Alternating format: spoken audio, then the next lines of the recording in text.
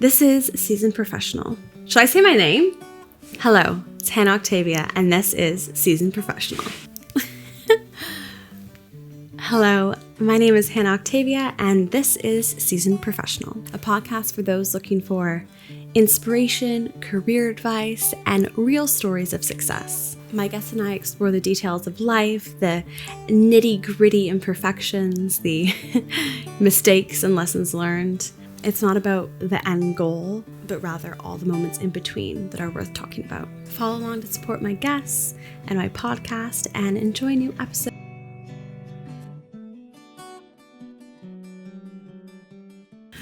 Hello everyone, welcome back to Seasoned Professional. My name is Hannah Octavia, and today I'm with the lovely Brian Capron. Thank you so much for being here. It's a pleasure. So, our paths have crossed in many different ways because Rupert, who was on the podcast before, and John Locke, who's on the podcast before, you've both crossed paths with. Yes. John Locke, I first worked with him as an actor because he worked for a time, I think, and then he gave it up and then came back into it. That is correct. So I first worked with him in the 1970s in a television series called I Remember Nelson, about Nelson, and I played in a kind of theatre play at the time about Napoleon and Nelson, and I played Napoleon. And John was there, and he was playing, I think, some crew member. I can't quite remember exactly, but he's such a lovely guy. And we met up a year or two ago because he did this fabulous film about the first woman to swim the channel. Vindication Swim, and he was in that, and he was absolutely terrific. And he reminded me that we'd worked together all those years ago, and even sent the clip of the scene that we were in. Yeah. So yes, with him. So that was lovely getting back with him. And then Rupert, I met doing a short film, which he's trying to. I think he's trying to get done as a feature film. Mm-hmm. But I was in it playing a psychiatrist character. And so we knew each other from that. And last year, someone wanted to write a one-man play for me. And we got this play together and trying to think of a director. And I suggested Rupert. And Rupert he directed the play, and he was just absolutely terrific. And we got on like a house on fire. And I think this play was a very good play to begin with, but he kind of brought it on 200%. Mm-hmm. And he just understood me, and he's a very, very good director. Yeah. So it was very fortunate that we met. As am I. It's funny because I actually was kind of watching one of your sessions together. I'm not sure if you recall, but I kind of got like the sneak peek fly on the wall experience of watching the two of you together and then actually seeing the one-man show in real life. Yes. So it was interesting to see, like, not where you started, because you were almost close to like actually going out, I think, when I first came and saw it.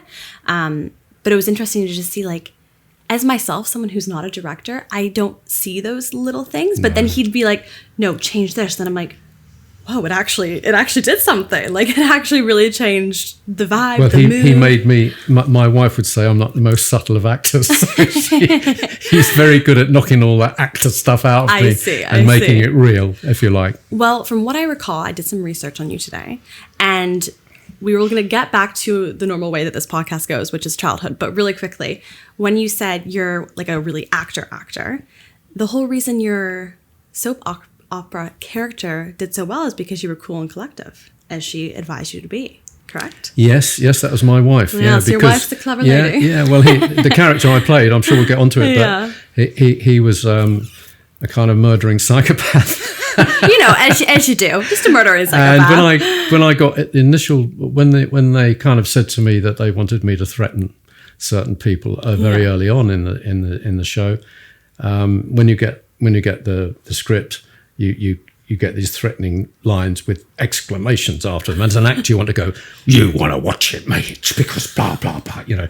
And my wife said, no. She said, just chill. Cool. Yeah. Just chill. Yeah. And it got to a point where at the end of one of the scenes, one day at the very end of the episode, I was intimidating one of the characters in it called Norris, and at the end when the scene had finished, we got the director said, can you do that again with your look? And I said, what do you mean, my look? He said, the look you do. And I hadn't realised that because of that cool thing, I had this look. You have a look. And I gave it a look. You gave the and look. That was it. So, so that was my wife. That's obviously, I'd be useless without my wife or a director. Well, good thing you've got both. Yeah. That's too funny. Well, I'm sure we'll discuss that more as we continue on. Yes. But I'm going to quickly go back to the beginning. So we've got our lovely picture on the wall. You're welcome to take it off the wall if you'd like. Oh gosh! Oh no! I chose this picture because my background is that my mother was in what's called the WAFs in the war, in the Women's Air Force. Oh wow! And she met my father, who was French, and they got married. And shortly after the end of the war, and she went to French Algeria, where he lived. Sadly, I don't know why they broke up, because it was a big love story. I've even got a letter from him. Really? And in it, it's very eloquent, beautiful English. He was only 20. Oh, and how old was she? She was 22, something like that. Yeah. And just one of the phrases in the letter was, ours is a simple story. We met, we fell in love. That's the kind of... That gave me chills. Yeah, that's that. Oh. So she left him 4 months pregnant with me. Okay. I mean, she was in a strange country. She was a simple country girl from Suffolk. And she didn't speak the language, a very hot, dusty country, and she had to live with his mother, I think. So something went wrong, but I never know what it was. And anyway, she came back to this country 4 months pregnant with me. And her mother, who was my grandmother, had 4 children already. Wow. And living in a council house in a place called Woodbridge in Suffolk. And she agreed to take her in for a short time after I was born over here. And for the first 5 years of my life, my real father was killed. He was also killed in an air crash when I was 18 months old. Oh. So I never knew him. I just have some letters from him. Yeah. But my mother would never talk about him. But my grandmother met him, and she told me when I was 18, she sat me down, gave me a photograph of him because I'd never seen a photo of him, and gave me some letters and told me as much as she could about him, Yeah. And he sounds a very nice guy, very well educated and everything. So I don't know what happened. But anyway, for the first 5 years of my life, it was very tough. My mum had to bring me up on her own. And the only way she could do that, she worked for a man who lived on his own, who had us live in with him, and she kept the house. She was a housekeeper. Yeah. And he paid her in those days 10 shillings a week, if that means anything, 50p.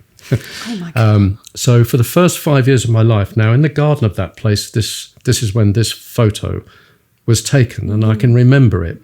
And one of her sisters was a GI bride. She married an Air Force guy from America who was over here, because all the Americans are over here, and Canadians. Yeah. And she had gone back and married him and gone back to America. So she was well off. So she sent me this cardigan. Oh my God. And I can remember it because I love the trains going round the bottom there.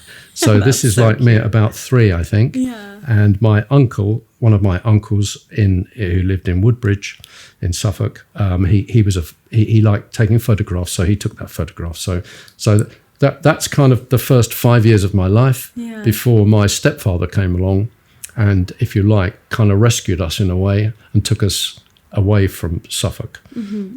So from then on, it was very hard to get accommodation in those days after the war. And so for the next 3 years, it was very difficult. My stepfather and my mother, we all lived in rooms, other people's houses, for 3 years. So we lived in places like Portsmouth, Ruislip, Uxbridge, all these different houses. And I didn't know any different, but it must have been very hard for them. And he was out all day. He became a policeman, an airport policeman, and he worked at Northolt Airport and then eventually Heathrow Airport. And so when I was 9, we moved into a council estate near Staines in a place called Stanwell, which is right on the edge of the airport. And eventually my mother worked for British Airways, which was called British Overseas Air, BOAC then. And my dad was he was a copper who worked on there. So, and I stayed there. That's where I lived. And so then I went to school from there. I failed my 11 plus, which I don't know if you've heard of 11 plus, but it's a very important exam. We've had a few on the podcast who failed. Well, and did great things afterwards. So well, my stepfather found out that my mother had never got any money from my real father, and he was still in the Free French Air Force. He was still in the army, as it were, then, and they got £500. So she used that to send me to a private school. Wow. To take my 12 plus. You could I have not heard of that. Well, you could retake the 11 plus the following year. I see. Which I did. And then I got into a grammar school. And I then found out when I was there, the headmaster told me one day, he said, I've got something to show you. He said, you didn't fail the 11 plus, you were a borderline pass. But because local councillors had a bit of influence, would say, oh, my daughter was ill on the day and psychologically, blah, blah, blah. He told me this. So I should have actually gone there originally. So that's funny, isn't it? What? Yeah. That's so bizarre. Why do you think he told you that? I don't know. He just did. He took me aside one day and he'd been looking through and he said, and he looked down and he said, look, you were a borderline pass. But because people of influence could get their children in, you missed out. But if it hadn't have been for my stepfather finding out about the little bit of money they never could have afforded for me to go to a private school for a year, so I did that, and so I went to a grammar school, and I eventually got expelled, but before that, no! But when there's a feature in my career where someone drops out of a play or something, and they look around in desperate, and they go, "Oh, get Capron in," So this started at school. I auditioned for a very famous play called The Crucible by Arthur Miller, very famous play, and I auditioned for it, and I didn't even get a part, not the smallest part. And my best mate, who I sat next to, he got a part, one line he got, and I can remember what it was. Yeah. The deputy governor's arrived. That was his line. And I was so jealous because I didn't even get a part. Oh, and I was so upset, because I kind of fancied myself, going into this audition. And anyway, the guy playing the main part, John Proctor, which is a wonderful, wonderful part, suddenly left school. And my English teacher just suggested me, and I was only a fifth former then, I wasn't even the sixth form. Most of the sixth formers were playing all the main parts. And they got me to play the main part suddenly, That's so bizarre. And it went really well. It was a wonderful production. And I was so naive about theatre, I didn't even realise that people clapped at the end, And of course, when they clapped at the end and then someone pushed me forward and I felt the clapping increase, I thought, oh, this is good.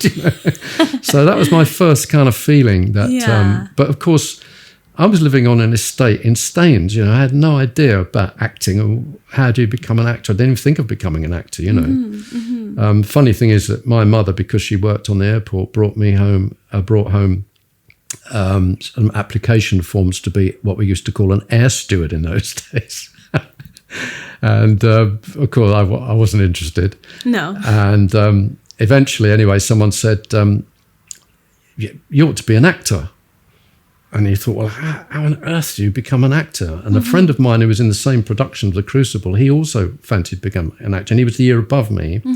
So he found a bit. Anyway, we joined an amateur company. And that's where I played this character called Billy Liar, it's a very well-known play and a marvellous character. There was a film of it as well. It's a very famous thing, where I played this character, Billy Liar. Wow. And my friend played my dad. Had to wear a moustache. Nobody recognised him afterwards. He was well pissed off. But it went very well. Yeah. And so then he found out about drama schools. And somehow he got into one. And I thought, what? If he can get into a drama school, I'm sure I can. But in those days, it was a very difficult thing to do. So once he'd got in, I was very depressed because I'd missed out on the auditions that year. I'd been chucked out of my school. For what? It was involved. A girl was involved. Let's say that. Ooh. No! What did you do? No, it was a silly thing. We both decided to come in late one day. That was a long story, really. But well, I was going to say. What happened was that you were quite the looker. Well, this girl who was in my class, and she was a lovely girl. But very briefly, the situation was that we were late getting into assembly one day. I see. And one of the masters, who they all wore gowns, hit me over the head on a daily. Yeah. Oh my. Yeah. He hit me over the head with a hymn book and told us to be quiet and see him afterwards. And then, as a punishment, the staff were doing an Oscar Wilde play, The Importance of Being Earnest. Oh. Just the one staff. show in the Interesting. Yeah, they were doing that. Huh. And as a punishment, I wasn't allowed to watch it. Oh, so I was sent up to the library with my girlfriend Jill at opposite ends of the library, and we had to write 400 lines of "I must not talk in assembly." Oh, goodness. Well, my girlfriend was leaving the school at the end of that year. I was hoping to stay on. And every time he put down the paper for us to write on, she just went like this, tore it up like that. So she was a bad girl. Yeah, but she wasn't normally, but she had a bit of, she was kind of over very it. brave, really. Yeah, very brave. And then I did the same, Did you? Yeah. So look at you. And what so we had to stay there. We were there for ages and ages, and then we kind of looked at each other. We said, if he goes for a break, we'll just run out of school. Yeah. So he did go, and we ran out of the school. And the next morning, I came in, and she was in tears, and she said, "You've got to go and see the headmaster." And I went to see him, and he said, "Well, get all your books signed off, and I don't want to see you in this building again." I was like, "What?" Oh my God. Yeah, it was such a shock. And did you ever go back to that school? Well, were you and Jill over? Well, she was moving away, but I did go down to see her for a little while. Funny enough, she rang me up when I was doing Strictly Come Dancing Stop. just to say hello. Yeah. Oh my goodness! It's the funniest thing. And her brother rang me up and said, "Do you remember the girl you got expelled with?" I said, "Oh yes, yes, I do." So, but what happened basically was I eventually left school, and I retook my A levels at a technical college in Windsor, and that year I was going to try to get into drama school.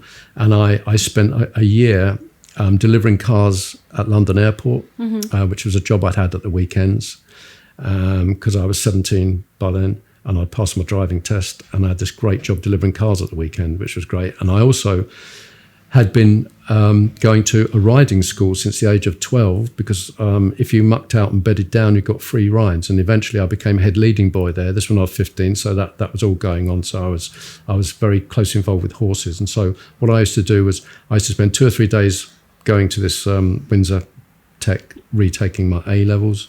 And at the same time, I was one day a week, I would muck out and bed down 22 horses on my own to give the old girl around the stables a day off.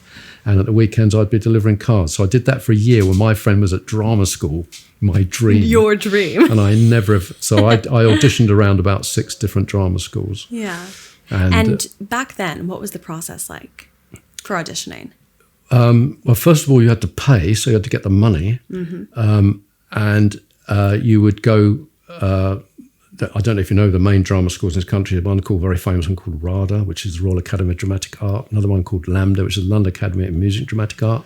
I have a friend there at the moment. Right. Well, and there's the Bristol Old Vic, which was a big school then, and Central School of Speech and Drama. They were the main schools.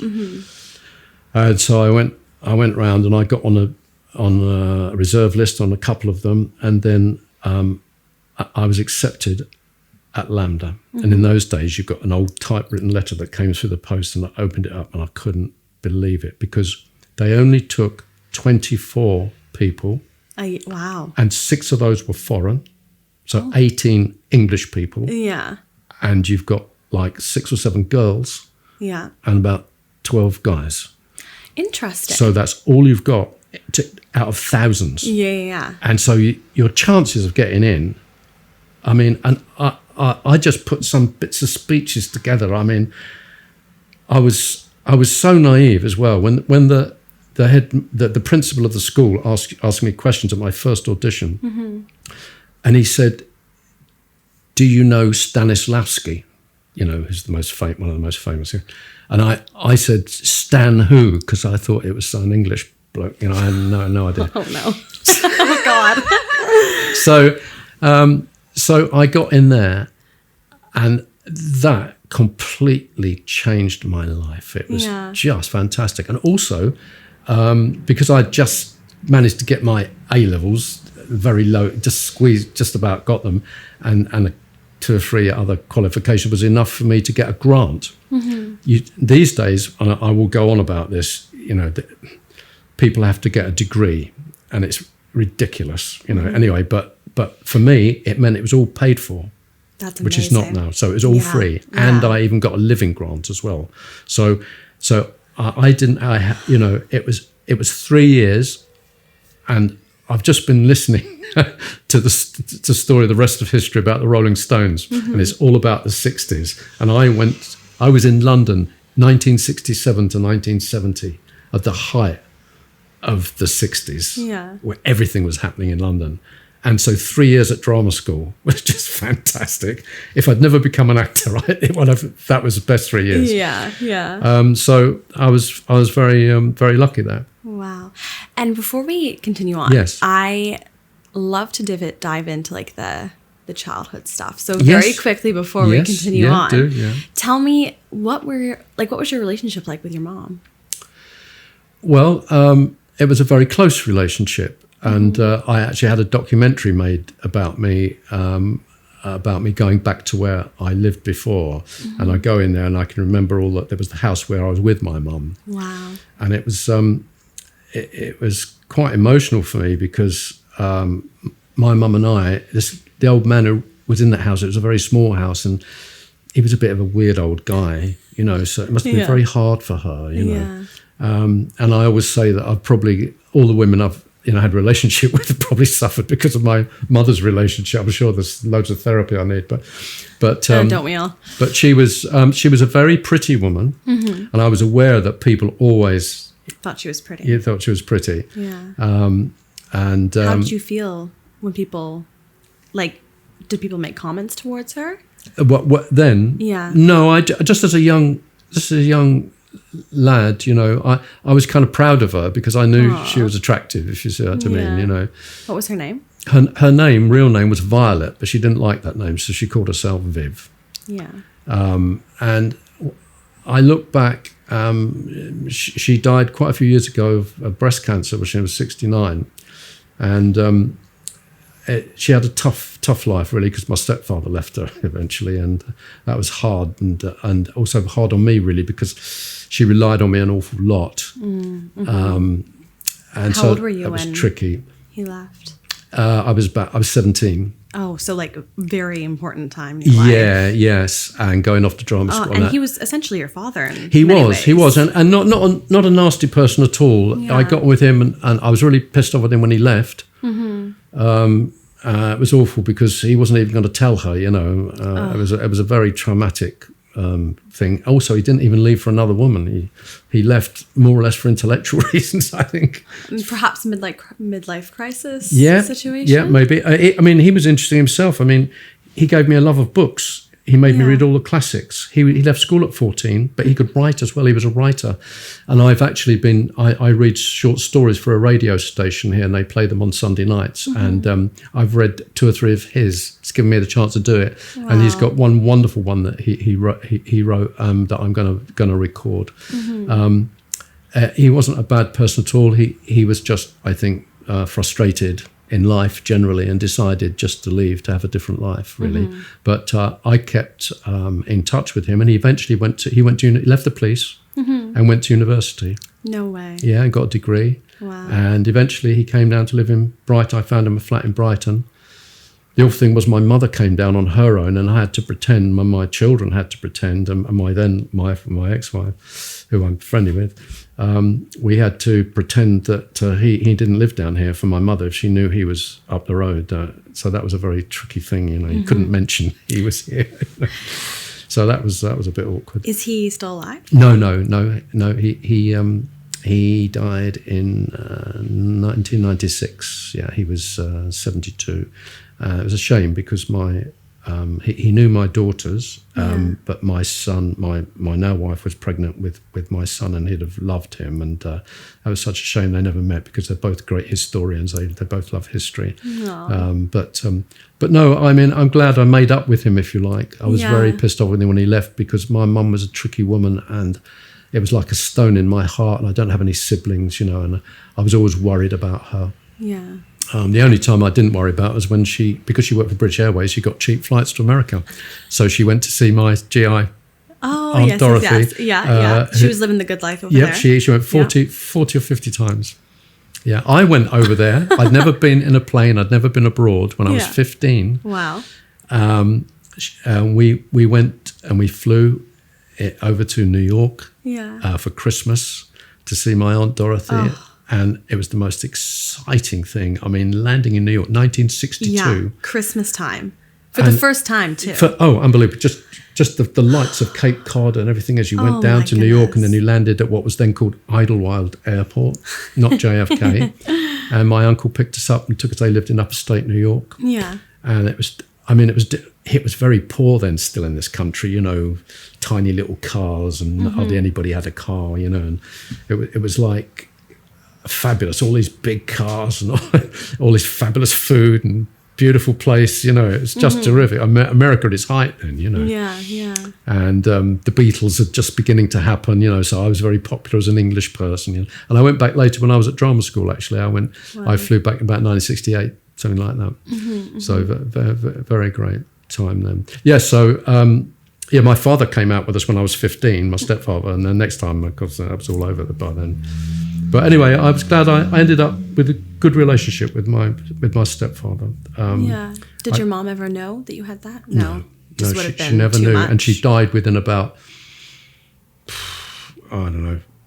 500 yards of each other. Oh, wow. Yeah, so she died in a nursing home, and he was living just up the road. I mean, it was the weirdest thing. Did you ever talk about him leaving? No. No. She never talked about my real father. No. And I was hoping when she died there would be something. I did have this wonderful photo of him that my grandmother gave me, and I left it around one day, and she torn it up and it disappeared. Oh, wow.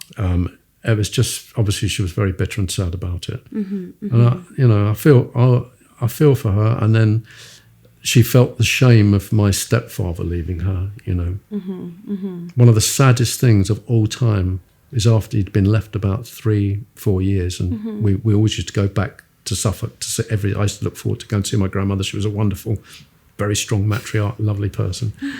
And she was saying, "How's Terry?" That's my stepdad. And my mum went, "Oh, he's fine, thank you." Like, so she had been lying. She'd never mentioned that he'd left. I mean, it was just awful. How did you feel having to keep that secret? Terrible. And I've only now I've one of my uncles, who was only 8 years older than me, I'm in contact with all the time, and he comes to see all my plays. He's lovely, and we talk about everything, Yeah. And so I can talk about it to him, but I would never have mentioned it to my grandmother or anything like that. She might have suspected, I don't know. Yeah. But sad. Was it like, did your mom explicitly tell you don't say anything, or was it like some sort of agreement that you had? No, it's just like a silent agreement, really, that I got the message. But I hadn't realised that she was, and when she said it, it was such a shock. I thought, oh my God. It's like, what am I? I'm living in a different zone. Yeah, I was just... Do you think you, because I would imagine as a young child, that would be very stressful to live with that. Did you Well, I wasn't like a young outlet? child. I was 17, 18, you know. You're still young. Yeah. Like at that age, it's hard to deal with like complex emotions to begin with. I just didn't know about that. It was just an added shock. I mean, all of it had been horrible anyway. You know, that suddenly she was on her own and felt the shame of, you know, neighbours and all of that kind of thing, you know. So it was tough. Yeah, she had a tough life. And, you know, she worked all her life, you know. They worked hard. It was annoying because my stepfather never bought anywhere either. They always rented. So, and she had enough money eventually because when she got made redundant from British Airways, and they're very generous, and she had just enough, and so she ended up and she bought a little bungalow up in Norfolk near one of her sisters eventually. But she could have bought the house we lived in all those years because when Mrs. Thatcher came in, she did this thing where people could buy their houses for practically nothing. She could have bought a house for £12,000, and that came in about 3 months after she'd left and gone to Norfolk. That was such a shame, yeah. But, my goodness. But no, anyway, don't know how we got there. Well, to end on a happy note on your mom, what's something that you've like taken from her? Like, is there a certain personality trait that you shared with her, or we always had nice a great memory? sense of humor. I could always make her laugh. Yeah. You know, and she had a great sense of humor, and she was a very nice person, which had a very tough time in the world, and she was the oldest of 7. Wow. And her siblings always looked up to her, you know, and that was partly why she felt a bit ashamed, I think, you know, of letting everyone down. The saddest thing really was that towards the end of her life, I was always on tour and away touring plays, and I couldn't spend as much time seeing her, and she kind of lived her life through me in a way. But she saw me do a little bit of be successful on television. Yeah. So that was nice. I gave her a bit of a kudos. And then, funnily enough, she was in a nursing home in Brighton. She was quite ill. But I was at the Theatre Royal, and we organised for her to be brought down. And that's lovely. And she came and sat, you know, in a nice seat in the theatre. And the guy who ran the Theatre Royal at that time presented her with a big bouquet of flowers. And I did this play, and she saw me in this nice play and everything, and everyone looked after her. So that was a lovely memory, really. And she felt really proud at that point, I think. But she didn't know. I feel sad that nobody knew about the later years, you know. But at least she saw that, you know. Yeah, she got to see you doing the thing you loved most. Yeah. And also I had a very successful situation comedy out in the 80s, and that brought me quite a bit of notoriety at that time, you know, a bit of fame and fortune, as it were. And when because I know you said that you were in some plays in high school, always the last person kind of brought in. Yes. But I'm curious, where did like the seed of wanting to be an actor like initially come into play? And was there anything else that you had wanted to do before that? Or has it always been acting? I didn't. I had no idea about being an actor until this English teacher suggested that I play this part, which was John Proctor in The Crucible. And so that was the first thing. And then I did this play playing Billy Liar in Amateurs. Yeah. And because it was successful, suddenly, but I didn't even think of it as becoming an actor. It was so far away from my thoughts, because our grammar school then, it would be encouraging me. I would have done like a business course. I would have been looking to go to what we used to call a polytechnic in those days, which they're all universities, but that's what I was going towards, you know. And I was very interested in economics. I did economics to A level, and I was thinking about going down that route, really. I wasn't involved in the creative arts at all. And of course, in those days, you didn't have drama on the curriculum. You only had school plays. And I did another couple of plays at school as well. The Caucasian Chalk Circle, which is a fabulous play, and I played the main part in that. So, you know, I was getting the feeling for it, but I had no idea about about becoming an actor. I didn't even think of it really until my friend also. Yeah. And and someone one day said, "You should be an actor." And just the light bulb kind of clicked. Yeah, and I thought, can you be an actor? How do you do that? Because no one tells you how to be an actor, really, you know. No. Well, nowadays, I think most comprehensive schools have, musical theatre and loads of plays and everyone knows about it. And it's a much more performative society with cameras. Everybody's got cameras. It's a much more, it's there. But in those days, there weren't any video cameras or, no internet, nothing like that. Mm-hmm. So it was a much more mysterious profession. Yeah. That's so interesting that you say that, because I wouldn't even consider that to be like a roadblock. But the idea that, it wasn't even like on your radar. And then all of a sudden your friend goes down this path. Yeah, and because he got in, I was so jealous of him. And do you think you were better than him? I did, yes. Yeah, so you were like, if he can do it, then I can do it. No, I don't. Oh, no. He's still a friend of mine now, and we've been through years and years together, That's fabulous. Yeah. So you get into Lambda. Yes. Tell me, what was that like entire experience like? Like, did you have any like doubts that you'd be able to make a profession out of it? And did you have, like, was that the final goal, to make money? Or what, no. Like, what was kind of your mind at? The very first address from the principal in a particular room where we all gathered was to the effect of, if you've come here to earn money or to be famous, get out. There's the door. Yeah. So that was right from the off. Mm-hmm. And to me, acting always has been an addiction. I don't feel right if I'm not doing it. Interesting. So to me, I just love doing it. And that's why particularly I think English actors, more than American actors, generally speaking, will work for nothing. Will do fringe theatre. I ran a fringe theatre down here for quite a time, and I was involved in lunchtime theatre, then evening theatre, and I just did it for nothing. Yeah. Because I love it. And that's why fringe theatre works in this country, because you don't get paid hardly anything. But if you're out of work and there's nothing going on, how lovely to be involved in something, And also, going back to Lambda, well, if you're studying plays and the greatest playwrights, Ibsen, Chekhov, Shakespeare, you're learning so much about psychology, philosophy, life. It just opens. When you think that I was living on a little council estate, going to a grammar school, yes, and having pretty good education, but nothing that opened your eyes, like suddenly being in London, and everything that goes with it, and working. We were worked really hard, and I loved it. I absolutely loved every day. And you didn't think about what was going to happen to you until you got towards the end of the 3 years, really. Then you really start to worry, But I just loved it. It was everything about it was fantastic. We had wonderful teachers. It was just the best feeling of all time. And you're not taking exams or anything. There's nothing educational.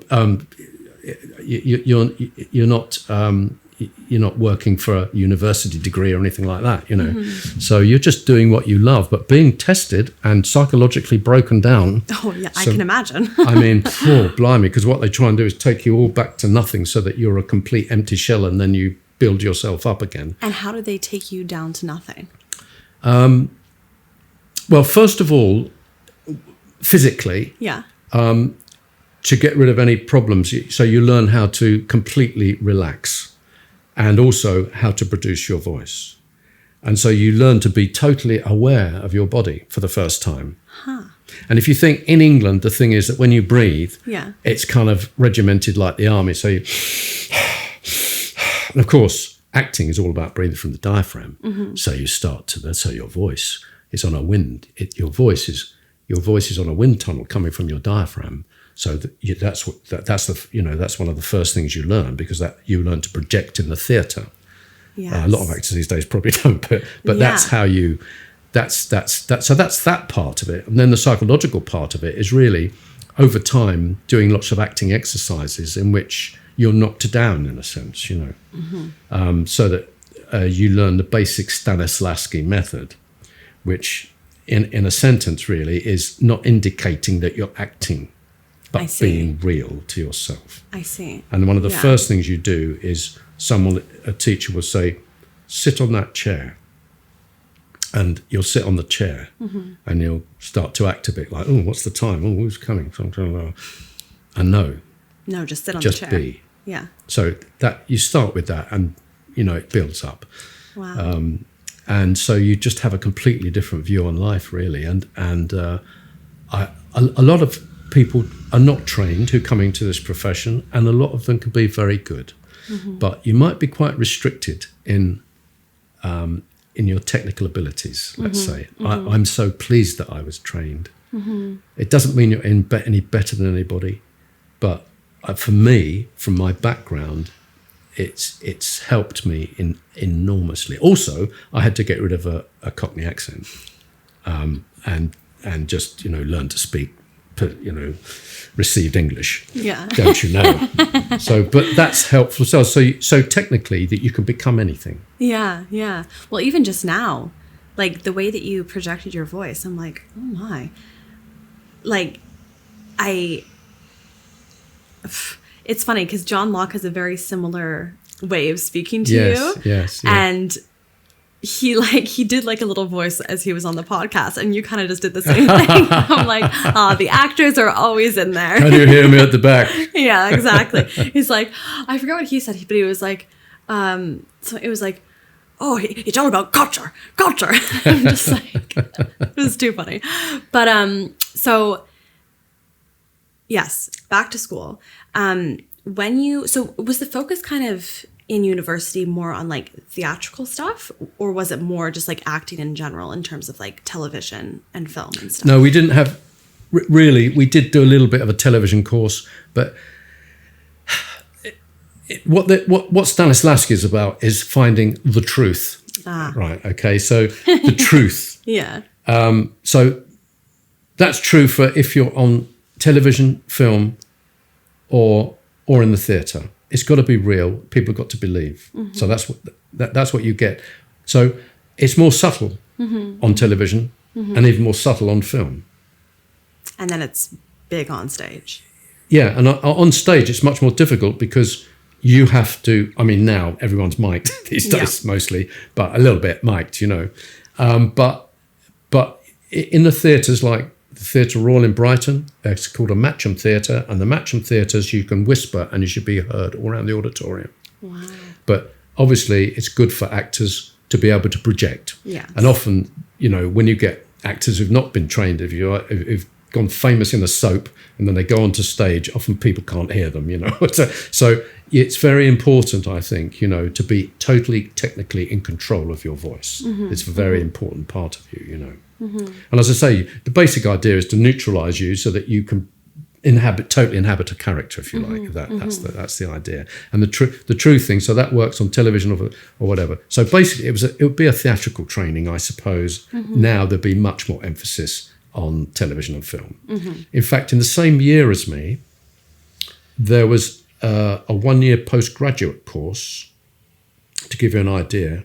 And who was on that course? John Lithgow. Do you know? Blimey. I know, terrible.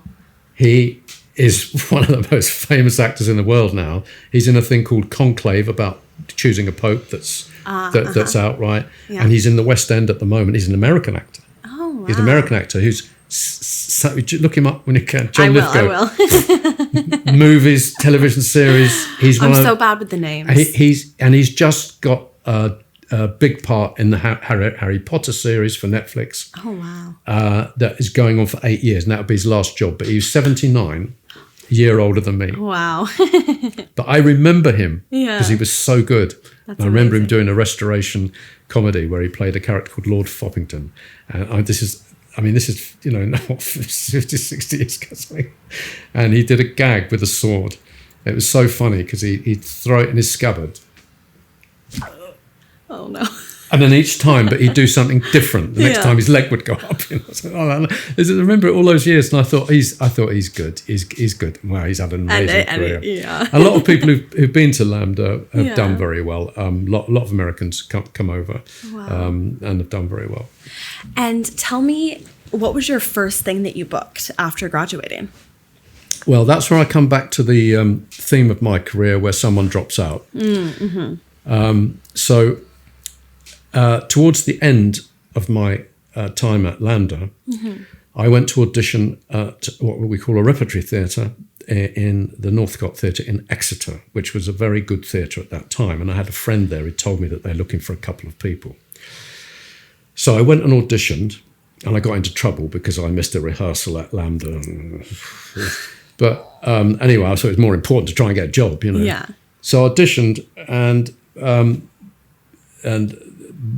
they didn't want me at first. And then they said they might give me a job. This was in April, because LAMDA leaves early before the other drama schools to give you a chance to get out quick. They said, but we might want you start you in the autumn. Mm-hmm. And then on my last Friday at drama school, literally the last Friday. Also, at that time, what's the most important thing for an actor at a drama school is you do these final shows where agents come. Yes. And the most important thing in your life as an actor is to try and get an agent. And did you? Well, no. No. I got a rubbish agent. Oh, no. So I was so disappointed about that. And I was pretty depressed. And then on the last Friday, literally, I went back to my flat, which I was sharing with a girl in Bayswater, lovely flat that she had, which was great. And I had a phone call from the Northcote Theatre where I'd auditioned. They said, one of the company has left. Can you start on Monday? That's too funny. I couldn't believe it. And my friend was there as well, you know, the same friend from school. Oh, that's so bizarre. Yeah, because he told me about it in the first place, you know. But he wrote me a letter to say, sorry, you didn't get in, you know, before that. And then suddenly I got in. So that was the most exciting thing in my life, was driving down to my first job. It was fantastic. Wow. And do you remember how much you got paid?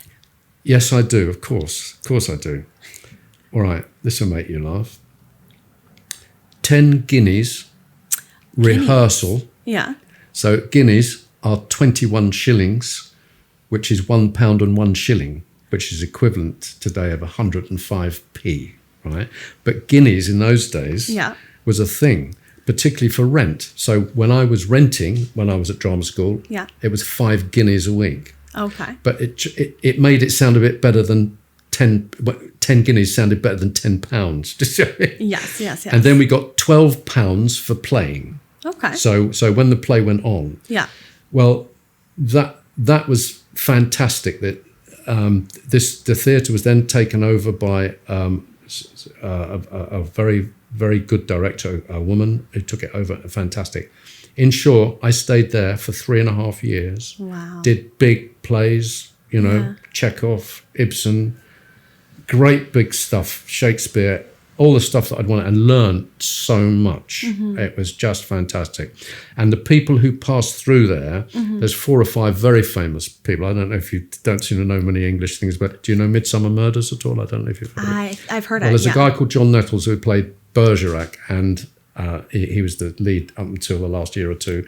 He was a leading person in that, and he was there. Another guy called David Suchet, who's done really well. Quite a few people there who've come on from there. Wow. So it was a wonderful place to be. Very good directors and very fabulous productions. That was fantastic. And also living in the West Country, which was lovely. And there, because which is very unusual in rep, the woman, when she took over, called Jane Howell, she sat us all down and she said, right, there's 5 of you who'd been kept on from the old company. I was very lucky to be kept on.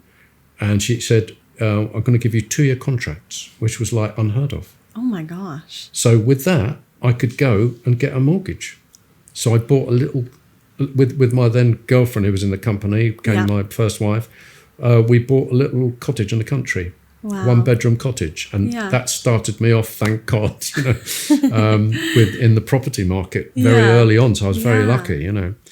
Then got to the end of that, and then came the constant theme in my. I was asked to do a play called The Pope's Wedding, which had nothing to do with that. It was about a country boy who sort of happens. He becomes a hero in a cricket match and stuff. And I was then playing opposite. I didn't get the part, and it took place in Suffolk, where I was born, and which I could do the accent. Yeah. Really well. All my uncles did it, you know. And I didn't get the part, so another guy got the part, and I just played like a small part. Yeah. Pissed off, you know. And then he left. So they gave me the part which I should have had in the first place. So weird. Yep. And then that play transferred to a London theatre. Wow. A French theatre, but a good one called the Bush Theatre. Mm-hmm. And it played there for 2 weeks. Mm-hmm.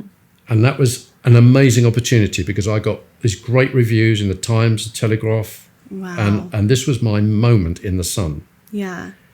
And I was playing opposite an actress who's also very well known now, and she was great, and another very good actor. And I couldn't get any agents to come and see it. Wow. Because the Edinburgh Festival was on, and a lot of them were up there. Mm-hmm. And I was so depressed. And then a friend of mine who'd been at drama school with me, who was a very successful actor, I had done him a big favour because when I lived with this girl in Bayswater that I mentioned before, my friend, Leon his name was, he had got married to a girl, he was 19. Wow. And he had a baby and he was at drama school. Oh. And they got chucked out of their home. Yeah. So I persuaded my then girlfriend that they could come and live with us for a bit. Oh God! So then he did, you know, and then he stayed for quite a time. And we used to then in the holiday breaks we used to work there were no McDonald's then, but there was a Wimpy Bar's, what we'd call Wimpy Bar, hamburger bars. Yeah. And we worked in an all-night Wimpy Bar in Oxford Street together. Oh, so that was something just on its own. But anyway, I'd done him this favour. Yeah. So I rang him up and I said, is there any chance that you could bring along your agent? Because I can't get an agent. Now, that's such a big thing to ask because no contemporary wants to share their agent. Yeah, yeah. And he said, I'll try. Yeah. He said, and then he rang me up and said, oh, we're coming on Wednesday of the first week. I went, oh, great.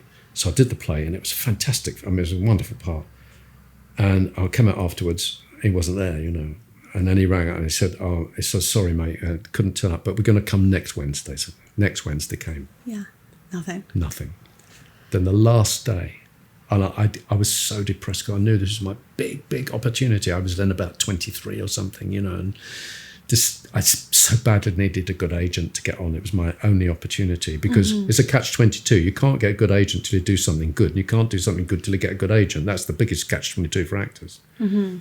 So anyway, he on the last night, I came out thinking that no one was there, and he was standing there with his agent. He'd brought him. Wow. And this agent came up to me and said, there's my card. Come and see us on Monday. What do you want to drink? And that completely changed my life. Because from then on, I went into television and, you know, had a career still with the same agent. What's his name? Well, they've changed agent because it's a long time ago. But his name was Cy Plant and Froggatt, and they're now called Markham and Froggatt and Irwin, and they're a very famous agency. Wow. And really, they're almost too posh for me. You know, they're a very, very, very lots of very good talent there. You know, I get the crumbs off the table sometimes. You know. And was it like that Monday when you went for a drink with him? Was it like a whirlwind just all of a sudden? Yes, your world exploded? Suddenly I was going for television interviews, you know. And the thing is, at that time, it was so difficult to get into television. But once you'd done a little something, then you did something else, then you did, you know. And then the name started going around. This is through the 70s. So that was 1970. I left drama school. Yeah. So it was 1973. And then for the rest of that decade, I didn't stop, you know. I did so many different shows, you know, that everybody would know, you know. And what was the first show you did? The very first show that I did, and I've got a picture of this that I can show you. Yeah. Just to prove it. And the whole show is actually online. Oh no. You won't believe this. Was the Julie Andrews Christmas show. Stop. With Peggy Lee. I don't know if you've heard of Peggy Lee, but anyway, she is a very famous person. Yeah. And I mean, it was just a mad thing for me to do, Yeah. but that's what started me off. So this was shot in a studio called ATV, where they now do EastEnders. And that was just an extraordinary thing to be standing with Julie Andrews. Yeah. I played an in-vision floor manager who takes her away to dream the show, and then takes her back again. Yeah. So there I was with Julie Andrews, and Julie Andrews going, "Do I have any lipstick on my teeth?" You know, things like this. And I'm going, "No, you're all right. No, don't you're all worry." right. Did you feel starstruck? Yeah, I mean, I couldn't believe it, because I went to this massive corridor with all these big studios going off it, and I'd never been in a television studio before.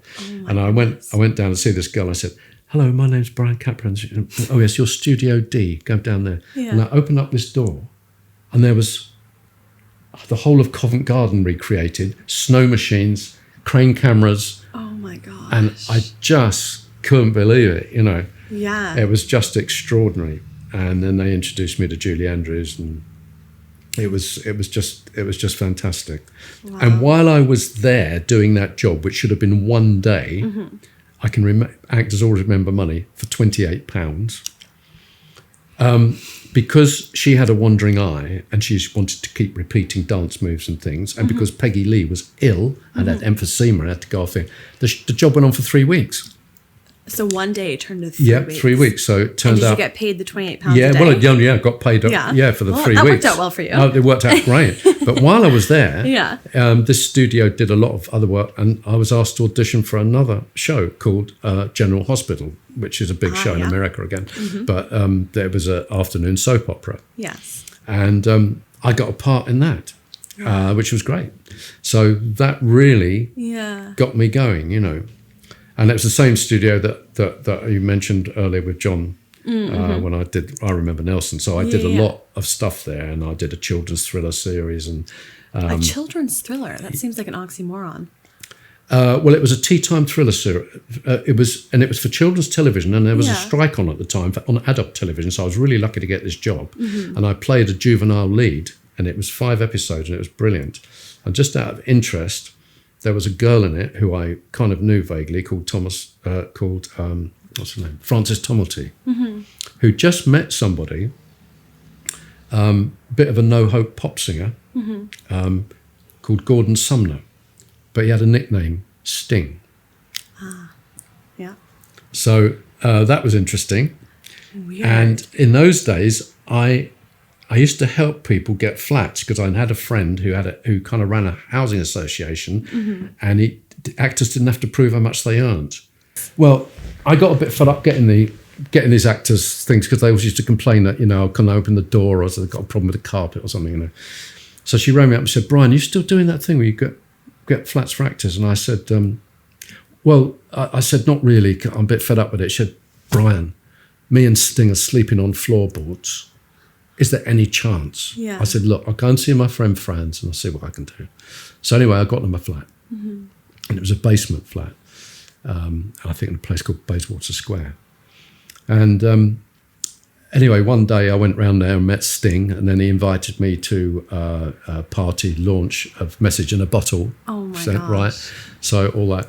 Then jump forward a few years, Yeah. and I'm in a comedy show, just an episode, Yeah. and someone called Trudy Styler is an actress in it, and I knew she was with Sting, and he left Francis, the one that I knew, right? So I thought, I'm not going to say anything, you know, Yeah. if I don't remember me, you know. Yeah. And she came in on the second day and said, "Brian," I went, and she said, "You didn't tell me you knew Sting." I said, "Well, I don't think he might remember me." "Of course he does, but you're the reason we're together." And I went, "What?" I said, "I don't know anything about that." She Yeah. said, "You got him a flat, didn't you, in Bayswater Square?" And I went, Stop. "Yeah." She said, "Well, I lived in the flat above." Look at that, the scandal. Oh my goodness. mad? That's so strange. mad, that's what a mad. small world. And briefly, my friend Leon, I'll just tell you very quickly, he gave Yeah. up his career as an Yeah. actor because he wanted to be the right-hand man of Stanley Kubrick. Okay. And he ended up working for Stanley Kubrick. And it was amazing. He was he was so instrumental in helping Stanley Kubrick in the end. And he had a documentary made about him called Film Worker, which is wonderful. And it was shown at Cannes. And sadly, my dear friend Leon died last year. But before that, he'd gone to Cannes and he had a 10-minute standing ovation at the end of it. Because this documentary maker was making a film at Kubrick. But when he heard Leon's story about him giving up a very successful acting career, because he was in one of his films playing the juvenile lead, Barry Lyndon, which is a beautiful film. And he wanted to work for Stanley Kubrick, because he loved the man as an artist, you know. Yeah. So he did Full Metal Jacket with him, The Shining. He found the child for The Shining. Wow. And Eyes Wide Shut. So he worked on those. So that was how he ended up. And then he came over here, and on his documentary they interviewed me. I'm in a tiny little bit, you know. Yeah. But I met the director and everything. So that's what happened to Leon anyway. Oh, goodness. That's crazy. The man who gave me my agent and my career. And I wrote to him after I did Coronation Street. I tracked him down in America, in LA, and just wanted to thank him. Yeah. Did he get back to you? Yes. And that's why he came over. We were in contact and he told me all about his documentary. And they came over here and filmed it and everything, you know. Wow. Yeah. It's lovely that after all these years, you've still like managed to keep these connections. Lovely. And you can kind of like reflect on your life together and just like see all these amazing things. Yeah. No, it's incredible. I mean, I've had so many incredible things happen, you know, I just can't believe it, really. I've been so lucky, so lucky. I would love to talk about Coronation Street, because when you were on it, you were in your 50s, correct? Yes, I you know, the lucky thing for me was it was almost the twilight of my career to hit a big part like that. It's crazy because, you know, obviously I hear my dad talk all the time. He's like, he's not an actor, but he says all the time, like, I'm aging out of the industry and I can never find work and blah, blah, blah, blah. Yeah. Whereas in some ways, that was like a huge turning point in your career. Well, I was what you call a known unknown. You know, I was a face on television because I'd done television for 30 years. Yeah. And two very successful series, Grange Hill, which went on for 4 years. A lot of people knew me from that. And the comedy series I did. And I'd been in every police program, you know, every... Yeah, like you were a recognizable face. Yes. But people say, oh, I wonder what he's from. I know his face, you know. But it's like, oh, what's his name? Yes. So yes, Coronation Street was the most unlikely thing for me because I'm not Northern, and I thought it was a complete waste of time going up for it. I'd also been in Coronation Street before, in the 80s, playing a social worker. Social worker, bringing foster children. And then I was kind of, you know, like this posh little, you know, social worker, you know, which is very interesting because Coronation Street is at the height of Coronation Street then. So it was very interesting for me to see all these, they were like royalty in those days, because you had 21 million people watching it every week then. You know? See, that's a number that I can't even comprehend because obviously now we spoke about this before we kind of started filming, but like I will never understand the craze of the soap opera because it's not something I've experienced. But if it's anything like the craze of, you know, the White Lotus or any of those things, it's like everyone is in tune with it. Was it kind of the same thing? I think what it is that when people get used to certain characters, and there were very strong characters in Coronation Street, I think they feel a connection and they want to follow their lives. Yeah. It's as simple as that, really. Yeah. And Coronation Street was the first really big one. EastEnders was quite later, and another suburb called Brookside, you know. And funnily enough, the children's series that I did, Grange Hill, was the first realistic and naturalistic, almost like a soap opera for children. Oh, interesting. Written from the child's point of view. Oh, that's very successful. The guy who wrote that then went on to start a soap called Brookside, which was very naturalistic and gritty. And then EastEnders came after that, following the gritty, naturalistic kind of thing. And then Coronation Street had to pull its boots up a bit. Yeah, and be like, because it got a bit Fairyland North, you know. Yeah.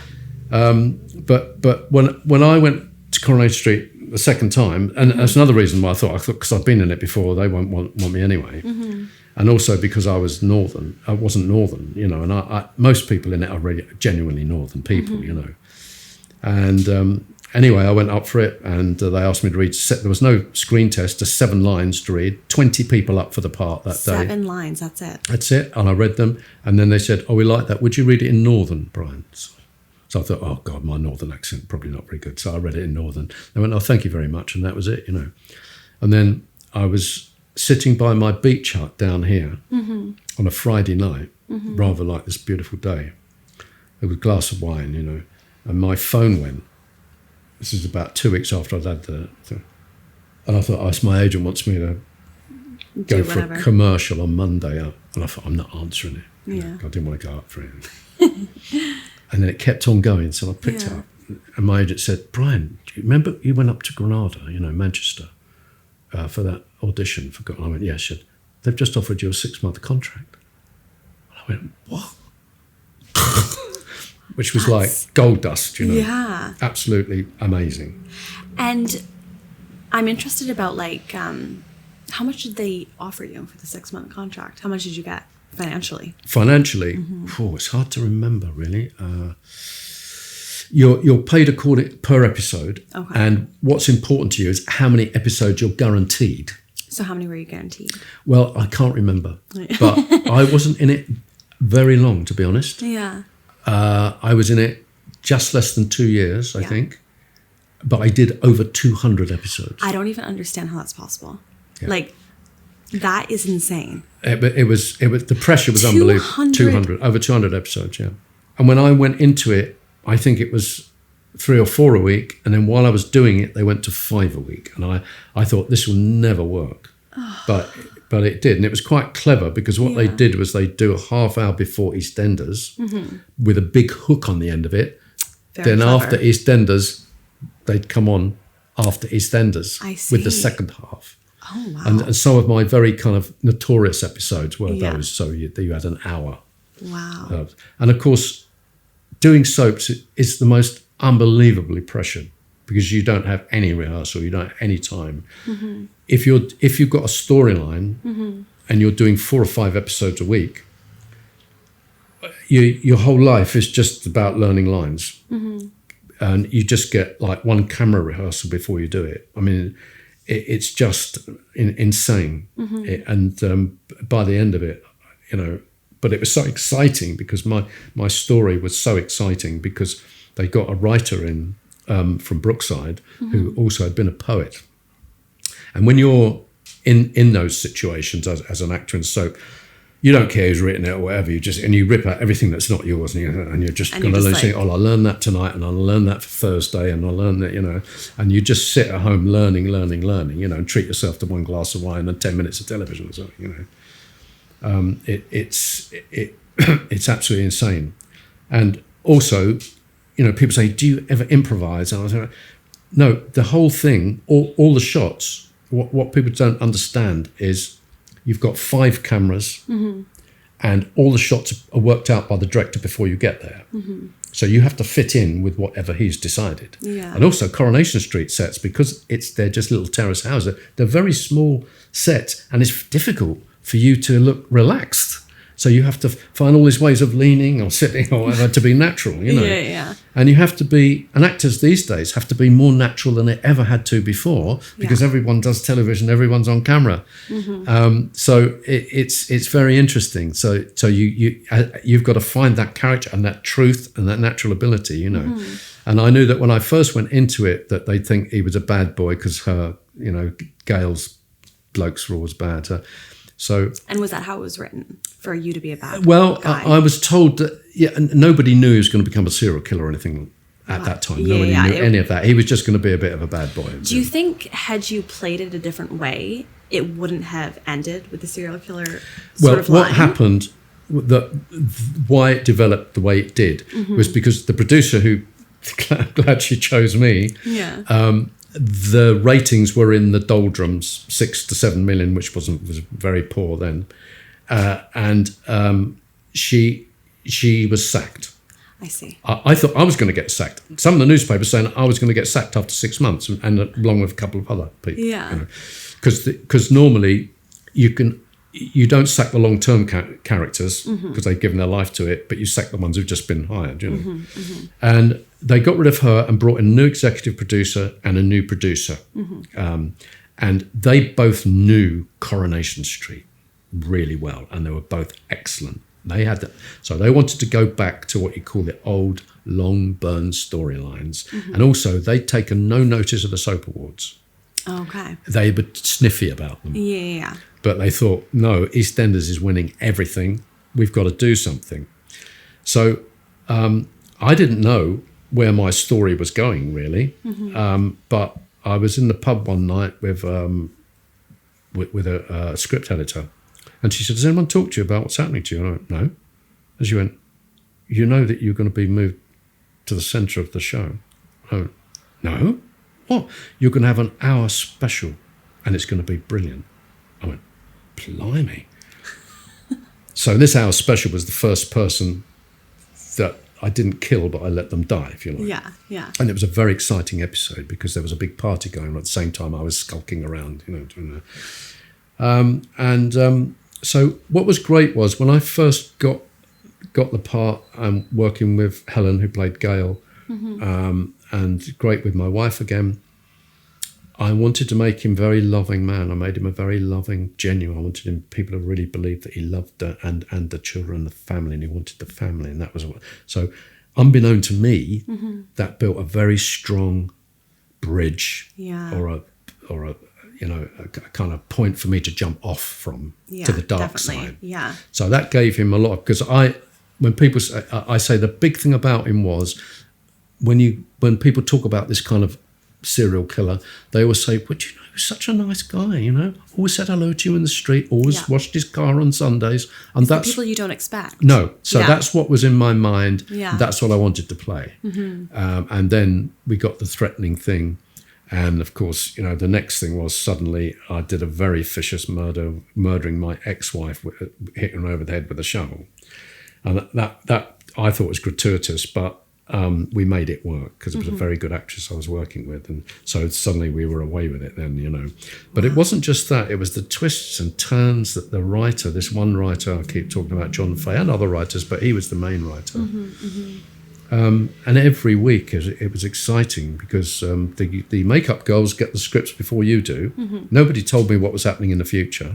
Wow. And they go, have you seen what's happening next week? But I said, no. Oh, you do so and so and so. No, really? Oh, fantastic, you know. So it's almost, it's like you're experiencing these things like just a mere step before the world. Yes. So you have this like excitement as you go into each. Would you say that's correct? Yes. Yeah. Yeah.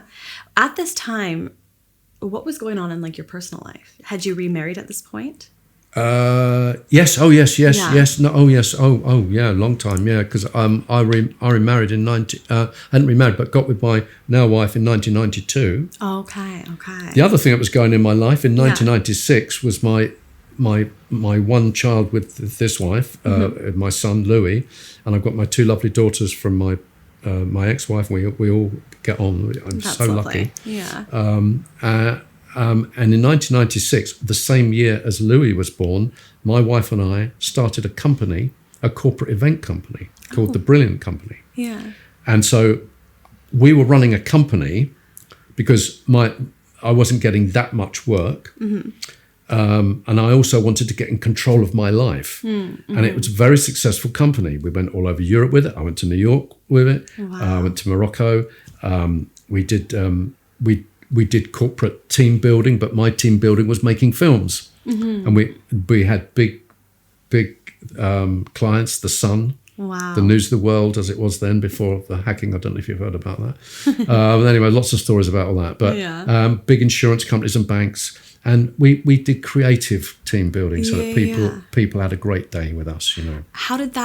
Was that your wife's idea initially, or was it yours? Well, yeah, we were both vaguely working occasionally for a murder mystery company. So the guy running it, you know, we didn't like him, and so we thought we could do this ourselves. So we started ourselves, but we started with that, and then people wanted more. Can you do this? Can you do that? Can you do the other? And we ended up doing the Children's Champions Awards for the News of the World, which was like, the Prime Minister used to come, royalty, Prince Andrew. And we ended up doing all these big gigs. We could actually do any event really, and we used to take big companies away to Spain, do their think tank weekends and things like this. And then, of course, my career really took off with Coronation Street, and it became harder and harder to keep the company going. But we had an office in Brighton with 4 girls in it, and sometimes we'd hire up to 50 or 60 people for a day. We'd be doing big days, like a Wild West Day or something or whatever, So it was very interesting to run a company, because I'd always had this business, how I do. And I used to sell the company and go to all of these, big companies, and they kind of liked it because I didn't do all the management speak, I think, and spoke from the heart, I think that's what really sets people apart. Yep, and I think that's why, partly I was a good salesman for the company. I had to learn a lot. I mean, boy, what a learning curve, suddenly doing all that. But because we came up with creative ideas, that's why someone asked me to come up with a creative idea to launch a new video game in New York, so that's why I went to New York. Yeah, cool. so it was also, it gave me much more confidence. And I'm thinking I wouldn't have got the part in Coronation Street if I'd have been needy. Yeah, like if you had been in a place of almost desperation. And that's the problem for actors, because you, like any job, you need to be confident and relaxed. Yes. And if you've not worked for a bit, you're so desperate for the job, it comes over. Yeah. And so I think I got a lot more confidence in myself because I didn't need the money so much, because our company was doing well. And also I was the boss of something. Yeah, like you were calling the shots. I was calling the shots, with some big people, Yeah. So it did me an awful lot of good. So I think it helped me in my career to give me more confidence. Not arrogance, but just, it just gave me that extra bit of confidence so that I could talk to somebody and feel relaxed with them. Yeah. It was that, like, it was almost about taking, because like you said, with the whole, acting is such a uncertain career. Terrible. And you can put these people who are like deciding your future essentially on such a pedestal. And it's such a subjective thing whether you get a job or not. It's down to one person. It doesn't actually matter if you're good or not. It's just... No. I mean, I've known so many talented people who've just gone by so many hundreds of actors that I've worked with over the years who just disappear. Yeah. And well, look at me. Look at the little connections I've just told you about. You need an enormous amount of luck. And it's very difficult for a working class person now to break through, because you've got to be a bit academic. It's come back now. Now, people who want to sing, dance, and act, or either of those, or all three of those, don't need a degree. What's a degree got to do with any of that? And that puts people off. But you have to have a degree to get a grant. So all of the drama schools now, and all the musical theatre schools, and all these people, everyone has to have a degree. And the only people making money are all the schools. And it's disgusting. And I don't know what can be done about it, because this puts working class people off, because it's not that it's academic, but it still is a bit, you still got to do a thesis. And I think it puts working people off going to drama school and makes it that bit harder for them. And how do you break into this business? Well, obviously some people manage to do it through the internet, definitely through YouTube, and good luck to them. Yeah. But it's rare. But it's rare. It's the most, it's a dreadful profession. It's very, very hard. It's just that if an agent particularly likes you, or a director remembers you from something before, as you've seen with me, I've been, people have dropped out at the last minute, and that's what I say to young actors: just keep going, just keep, cliche, keep throwing the spaghetti at the wall and hope something sticks, and obviously believe in yourself.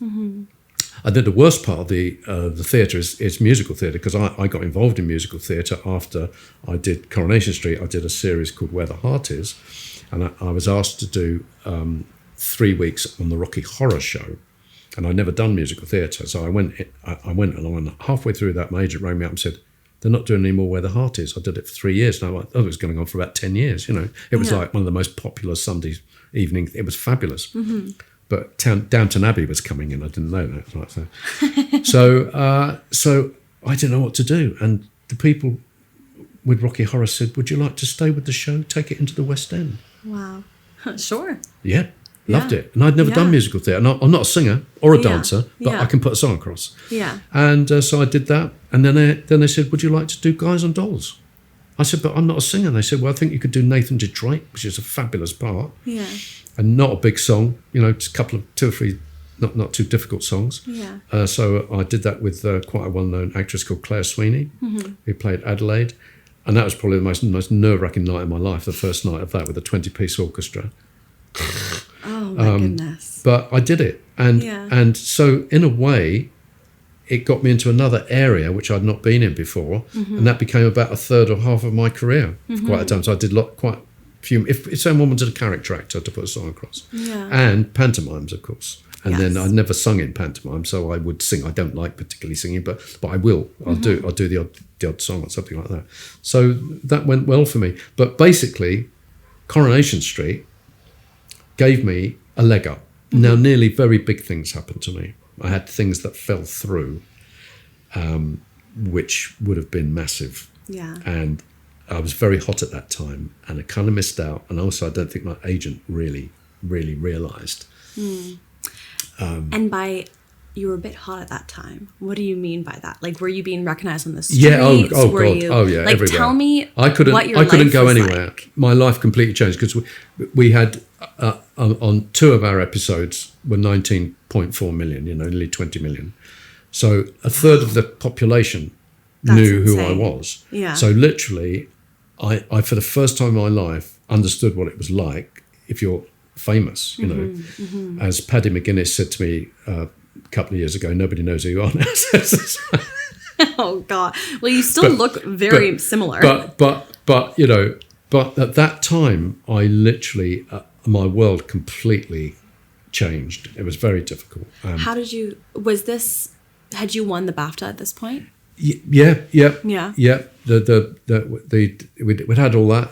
And it was basically after it was all, when I got to the end of it and I was being recognised towards the end of it everywhere I went, and travelling on a train, it was very difficult because someone would recognise me and then there'd be 15 people standing there, or if it was in a shop, oh, there he is, and it was like, so funnily enough, when I did Strictly Come Dancing, the girl who was teaching me, she noticed I had a stoop because I'd got into a thing of keeping my eyes down in the street, People would notice if I was at traffic lights or passing me in a car, even on a motorway, people would just go, oh, it's you, And most of it was great, though. I'm not complaining because how lucky, It's just but it not was so interesting. normal. But it was, you suddenly feel, overinflated about yourself. And, I got a bit big-headed, I would think, a little bit maybe. Although, I'm a theatre actor who just wants to act, really. I didn't come in it for fame or anything.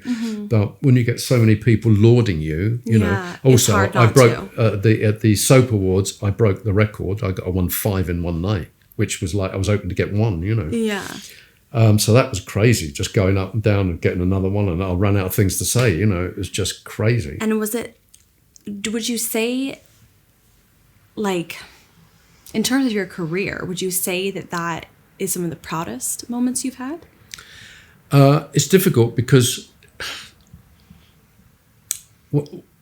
earlier in my career, or what I'd still love, is I'd love to have been involved in serious theatre, doing the Chekhovs, the Ibsens, and the modern writers, So I'm proud of the fact that I've made a little mark in soap opera history, and also feel lucky. So lucky. That's given me another 20 years of career. I'm still working, So that's Coronation Street. Thank you very much. You can go in Coronation Street, come out, nobody knows who you are. Very few people break out and do really well. 2 or 3 people have done really well, but there are very few because you're stuck as that character. I was lucky in that I created the character of Richard Hillman, which wasn't like me. It looked like me, but wasn't me. Whereas the majority of people, it was them. They just play themselves, or after they've been in it a while, the writers just write for them, and there's hardly any difference between them and the character. I see. Well, I would imagine, considering how often you're shooting and filming and getting new scripts and all that stuff, like I feel like it would be very difficult to play a completely different person as you did, because you have to, I don't know, I think a lot of people, it would be easier just to play themselves, if you know what I mean. Well, obviously an actor's job, and I think of how many different parts of it over the years, you know, you read a script and you automatically think, oh yeah, you know, and you gradually blend into that character. You just take that character on, you know, and that's the job, and that's the challenge, and that's the beauty of it. And it's fantastic. I mean, how difficult it is for anyone to earn a living in any of the creative arts. Yeah, it's very difficult. You know, any actor's greatest achievement is the fact that they're still working and that they've earned a comfortable living, which I have. And I've had my moments in the sun. Yeah. And it's funny, going back to the fame thing, or the fact that my character was very popular, and I had those awards, you know, I call it, I've touched the wall. I've had a moment in the sun, and I've realised that a lot of it's rubbish anyway. You know, it's not, you know. But I've been able to find that out, and so when I'm doing pantomime, which I used to be very sniffy about, and now I love, is lots of new young people coming into it for the first time, you know, and lots of very talented people in pantomime who've never had that moment, who've never known what that's like, and never earned decent money, maybe, you know. But I love working with young people coming into it and you know, helping them and advising them and getting on with them and making them laugh and all that. You know, it's such a pleasure to be still involved and just to have survived, you know, all this time, you know. Because at the end of this year, when I do my pantomime, which is Aladdin, when that finishes, I'll be a year and a month away from 80 years old. Wow. And if anybody said to me that I'd be working, particularly in this job, you never would believe it. You just wouldn't believe it. So it's an enormous amount of luck. And people doing you a favour, someone dropping out. And it's true. I don't think there's anyone who's had any kind of success who couldn't look back and say, oh my God, how did this wasn't happen? I lucky that someone recommended me or gave me a break or gave me a job? It's true for everyone's job, not actors alone. But because the acting industry is so fickle, is so over subscribed, you know, I just feel like we're like thousands of apples on a shelf, and you just hope someone's going to pick you up, you know. And you prize loyalty, because it's very rare that people are loyal, you know. And I've had some really difficult moments, you know, in it. I had a time, I don't know if you want to hear this, but I had just finished doing the comedy series, and it was a very popular series, and I thought, I'm going to have a bit of trouble here going to straight acting after being in a comedy show, because I'd done quite a bit of comedy. And at the same television, Thames Television in London, it cast me in a fabulous 3-part thriller series about Jack the Ripper, to play the two main characters, which is an inspector and his sidekick sergeant, who investigate, and they're the main characters. And we rehearsed it and shot it for 2 or 3 days. And then the producer rang me up and said something very exciting's happened. The Americans want to take this show over, and they want to shoot it on film, because we were shooting on videotape. Wow. And we shoot it in 4 parts. Yeah. And I said, are you going to keep me? Oh, don't worry. Next thing we know, Michael Caine is cast in the main part, and the sidekick is a very well-known big star in England called Lewis Collins at that time. So I was out of a job. And I've never been in a job where you've actually rehearsed and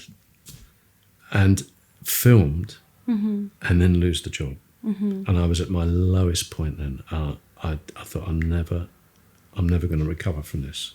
But gradually I did, and a director who knew me gave me a job in Casualty, and I gradually got back and started up again and healed that wound.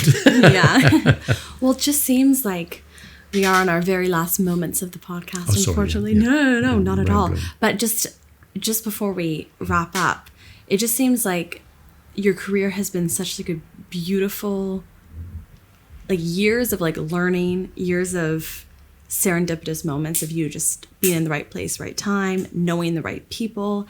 And it seems like you, at the core of it all, is your love for acting and the fact that you are now giving back in a way to the next generation and being able to, you know, to share your wisdom is just, it's something that I think you will definitely be remembered for. But as we wrap up, which is, it's sad, it was a very quick an hour and a half. But what is, I suppose, what is something that you hope for your future as you become 80 and you still have brown hair, which is very impressive? Well, I think it would be lovely to do any kind of modern play in the theatre. I mean, my proudest moment in the theatre was I worked at the National Theatre, and that was just so special with one of probably the best woman director in England called Marion Elliott, and that the fact that I worked in the most prestigious theatre, that's what means it. I'd love to get the opportunity to work again somewhere like that. But you know, I'll take anything anywhere. I just love the fact that I've managed to keep going, and I'm still got my agent who's lovely, and that they're the most important, so important for actors. As the agent, obviously opens opportunities, and it's a very old-fashioned craft, really, the agents, and it's very difficult to understand the casting and agency game. It's all very mysterious. You just keep a blind eye, focus on your thing. But it's just believing in your passion, I guess, and giving it everything. I say if you really feel it's in your bones and there's nothing else you can do, then go for it. But anybody who's interested in this kind of career, think about all the things on the other side as well, production side. My daughter works in costume. She went to Wimbledon School of Art. Wow. And she's working on big films and Netflix and all those now. And she's getting all the buzz of being in the business, but not having to be an actress out of work. But still being creative. Being creative and loving it, because if you're brought up in an actor's family, it's very difficult for you because they're not. There's a strange family to be brought up in, because it's like living with a gambler. You're up, get the phone call, got a job, then nothing. You know, and you know the depressing side of it. So it's a very difficult job to encourage anybody to do. But if they really, then you know, I say go for it and good luck. And good luck. Amazing. Well, thank you so much for coming on today. It's been a pleasure to talk to you. And I can't wait to see what you do when you're 80. Well, it's going to be impressive. I think it's kept you young. Fabulous. Good? Yeah, very good. Lovely. Oh my goodness. I feel like I just scratched the surface of your life. Yeah, I know. Truly. It's mad, really. There's so many more things. There's so many got stories to go on forever. If you ever want to come back on, please do, because I feel like we literally just scratched the surface. I was like...